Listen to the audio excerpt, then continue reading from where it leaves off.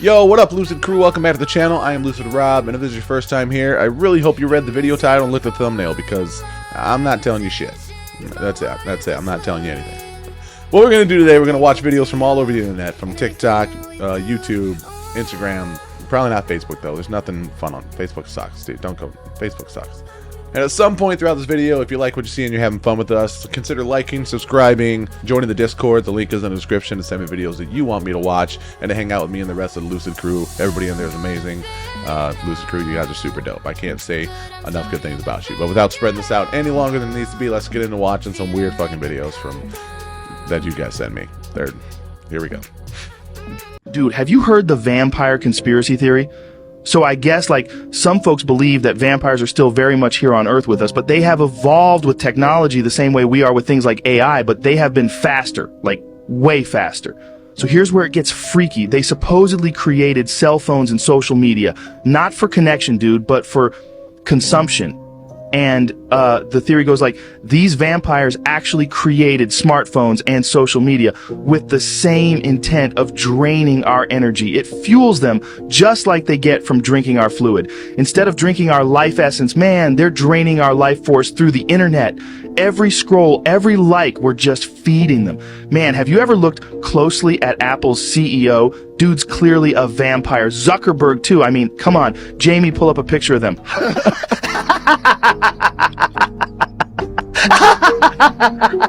They look like freaking vampires. They seriously look like vampires. I wouldn't doubt it. Stupid story, but still funny to think about. All right, 10 points for the Joe Rogan AI. Come on, everybody. Stand up. Come on. Come on. Give it a round of applause. Good job. Good job. You did it. Oh, man, I'm seeing so many of those videos popping up lately, and my chair's broken again. Awesome. This is what I have to deal with. This is what I have to fucking deal with. We good? We good? I need a new chair. Please donate to the channel. But yeah, vampires. I don't know, man. I was super gothic in high school. I really like the idea of vampires. But as far as them being real, I mean, I definitely know some energy vampires in real life. People that just drain you. People that just talking to them just sucks the happiness out of your life to where you don't even have the energy to walk away from the conversation. It's like you just got beat up mentally by the most boring, useless, self-serving conversations in the world. Yeah, energy vampires, those definitely exist. But as far as making technology to drain you and stuff, I don't really see that. I mean, control you, yes. Manipulate you, yes. Maybe drain your bank accounts, absolutely. But for them to be able to harness the energy you give when scrolling mindlessly on social media or something, probably not. The average life expectancy of a human currently stands at 79 years. The highest form of freedom is enjoyed during childhood, but by the age of 3, we enter a child care facility, and our service duty begins. Upon reaching the age of 6, schooling begins, along with the long and, in the advanced stages, agonizing preparation for a career. In the prime of our still young lives, we invest in education or pursue higher studies to refine ourselves, ensuring we do not end up in the lower strata of society later. After 2 decades of preparation, we finally dive into the world of work and continue until we reach the age of 67. Now, we have only 12 years left, assuming good health, during which we can enjoy life to some extent. Unfortunately, this phase accounts for just 15.2% of our entire lifespan, and ironically, it is when we are in the poorest physical condition. 81% of our precious and unique lives are spent in a modern form of slavery. You might find this term a bit harsh, but let's consider the facts. There are 24 hours in a day. 8 are spent sleeping, 10 for work, including preparation, commuting, and lunch breaks. 3 hours are devoted to basic needs like shopping, cooking, eating, and household chores. We are left with only 3 hours a day to do what we want, in theory. Even this is often compromised as we need to squeeze in errands, appointments, or gym visits. Essentially, we are nothing more than tapped energy sources from which others profit. Occasional weekend pleasures like clubs, drugs, football, series, and so on provide psychological relief, deliver quick endorphins, and give us the illusion that life is worth living. We go on vacations once or twice a year, but not even in these 30 days a year do we experience a complete sense of freedom. Even during this time, we are burdened with financial decisions about the available budget, and thoughts of the stressful work life and the overwhelming responsibility that comes with it never truly allow us to unwind. Unless we are born into a noble family, we find ourselves in a hamster wheel. Most people are not aware of this because almost everyone in our family and social circles shares the same fate as us, and they know only this one path, which is implied from childhood through the school system and the entire media world. However, there is indeed a way to break free from this hamster wheel, to determine our own time and life, and to return to a state of freedom that aligns with our inner essence. It is not just a goal, but a necessity if we want to lead a fulfilling and self-determined life.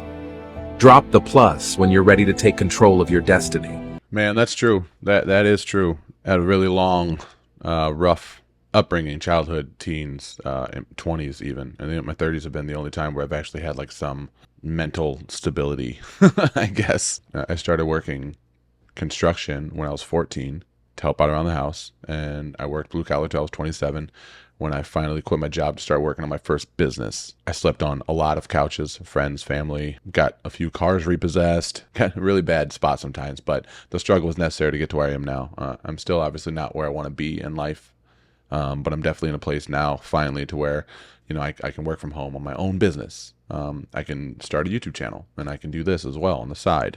Even though I am working a lot, kind of all day, every day, it is on my own terms now, finally, after all these years. So I guess what I wish to say is like the struggle, you know, the climb is hard, but it's not impossible. You know, I think a lot of people quit before they really see their potential. It's not for everyone. I think some people are perfectly fine, you know, living their lives at like a full-time corporate job or whatnot, but I don't know if it just never worked for me. I got fired from every job I ever had if I didn't quit first. And I mean, life is hard, man. Life is hard. The struggle is hard. The hamster wheel is hard to get out of, but it is possible. It is possible if you have the persistence and the passion to do it. So yeah, that's the end of rant. Thanks for coming to my TED Talk. Is an alien attack on an Amazonian tribe right now happening?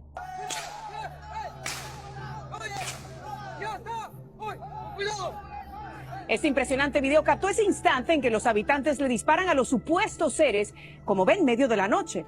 Los vecinos dicen que están aterrorizados. Ellos describieron a los entes como gigantes que miden casi 7 pies de altura y que visten trajes que parecen de astronautas. Vamos a escuchar. The Akitu tribe in Peru reported a series of attacks that began on July 11th, preceded by numerous and widely reported UFO sightings. These events escalated to a dramatic climax with the attempted abduction of a 15-year-old girl, who fortunately managed to escape, although not without sustaining injuries.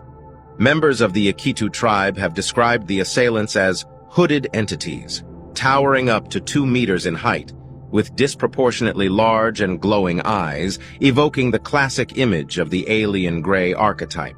In response to these harrowing attacks, the tribe instituted nightly sentinels to repel these enigmatic beings and safeguard their community. According to some accounts, these creatures were confronted with gunfire from automatic rifles, yet their astonishing resilience was evident as they appeared to blend seamlessly with their surroundings, leaving only faint outlines discernible.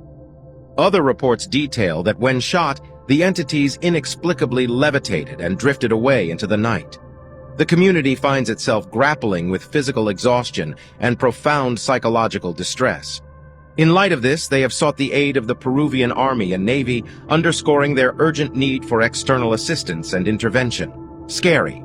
Tell us, what do you think is happening? A global psyop or a real encounters? Damn, dude. Peru's out here fighting predators and shit, and we're not doing nothing about it.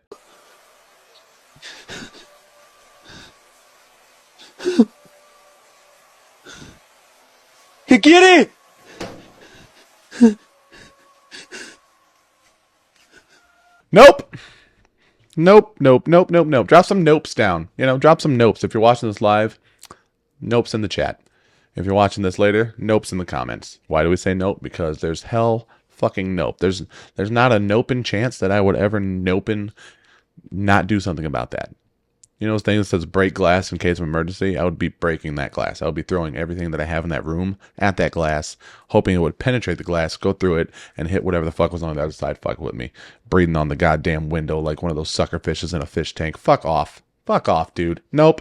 Fuck off, dude. Fucking ghost. Fuck you. The 1898 World's Fair in Omaha, Nebraska. I will talk about some numbers in a moment, but take a look at this sky. I'm sure the NPCs will still say this is just long exposure, but I think even Brock has his eyes open wide enough to see this alteration. Now this beautiful World's Fair, going on at the same time as the Tennessee World's Fair, still managed to pull together a crowd of over 2.6 million people. Not bad for a city of just under 160,000 at the time. And of course, as you know the story, all this magnificent architecture towering over everything was just made with paper mache and made to be torn down in only 6 months. Except for what ones they decided to not tear down, like this one. But what did it get replaced with?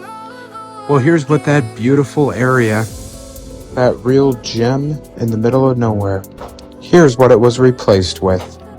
Well, you got some baseball diamonds up there and just a big stretch of nothing. The only thing I could find was a small little plaque mentioning the fair and some literal baseball field. Parks, golf courses, prime ways to clear out all traces of the old world. It's a federal crime to dig up those. Here's that plaque I told you about, right next to the rusty baseball diamonds. You are witnessing the scenes from the aftermath of San Francisco's Great Fire and Earthquake of 1906. And we're greeted with the same scene that we see at all these great fires. Completely destroyed brick and stone buildings, no scorching, trees and utility poles still standing, made out of tougher material than the brick and stone of the age, I guess. But I'm really grateful that everybody was able to get to the dry cleaner, put on their best outfit, their cleanest outfit, to give us the scene of a destroyed city. And you'll see them all just idly walking around, standing, staring off into space. No actual work of clearing debris or rubble being done, looking like a big tourist spot. It's amazing, you'll just go miles and miles down this road and not see a single person actually working, clearing debris. They're just standing around, lounging around, all dressed up incredibly nice for people whose cities just got completely leveled. Where are the people digging through the rubble? Where's the emergency response teams? Where's the taped off areas? They're nowhere.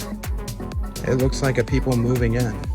Clean as can be. I know I don't need the NPC parrots in here telling me that's just how they dress then. Yes, we know, whether it's the beach or right after an earthquake and great fire. Gotta dress nice. In my opinion, for the staging of the narrative of history. Question everything, friends. Till next. I mean, that is pretty interesting. I'm going to talk about this old world stuff all the time. I lived in Chicago for 10 years before moving here to Florida. You know, the whole story of the O'Leary's cow knocking over the lantern and leveling all of Chicago. I mean, that's a story I grew up with. I don't know, man. The more I watch the shit, the more I think, like, did it happen?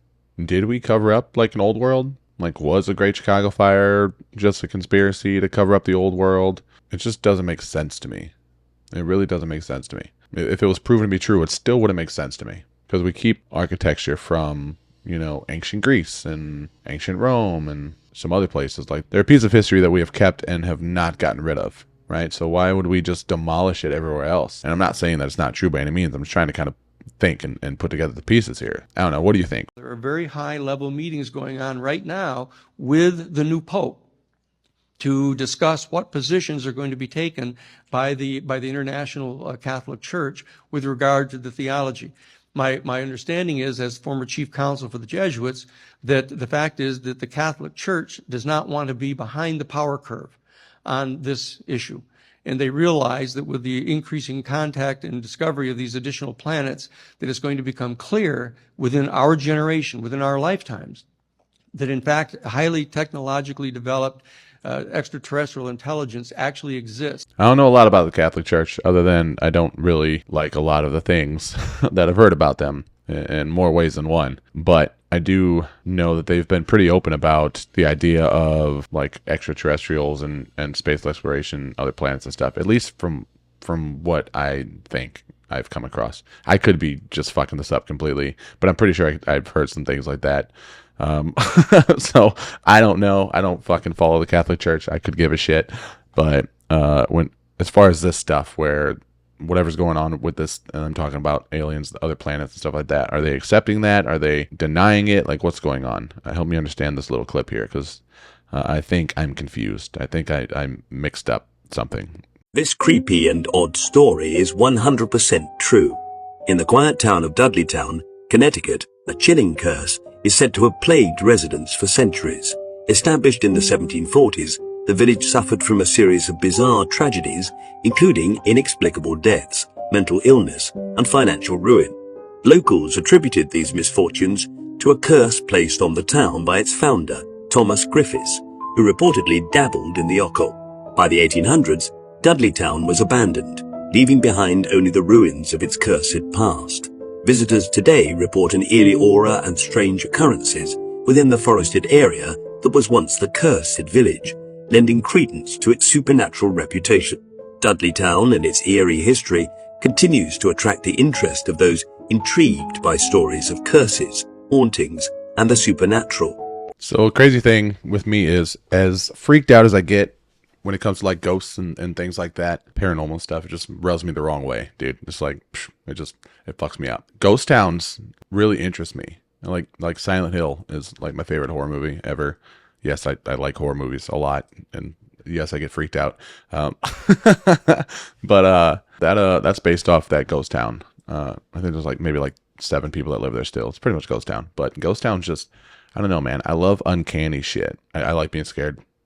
Really, it comes down to it. So I think I would totally go to a ghost town. I think if someone like Dudleytown here, Dudleyville, whatever the fuck it was called, I already forgot. If it's said to be haunted and there's like no one there, and people like warn you not to go there just because of the hauntings or something, I would love to go there. I would love to like get a team together and do like a ghost hunting like show or something. So actually, let me know if you'd like to see that.